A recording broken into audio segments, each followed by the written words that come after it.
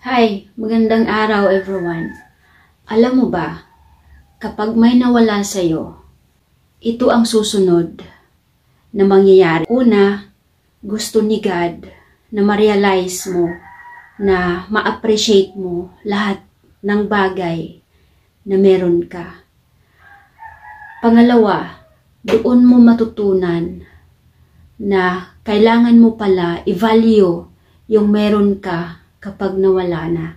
Dahil habang meron pa, minsan hindi natin alam, hindi natin na-feel yung value.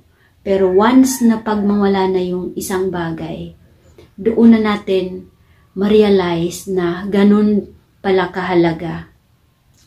At doon papasok yung regrets na sana pinahalagahan, sana iningatan.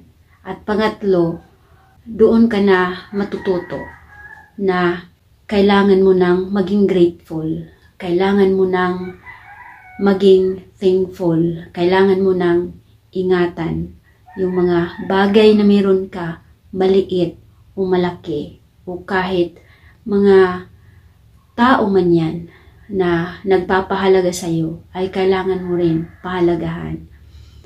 At kapag nagawa mo na yun, ibibigay na sa iyo ng Panginoon yung malaking ipapalit na mas maganda doon sa inalis niya.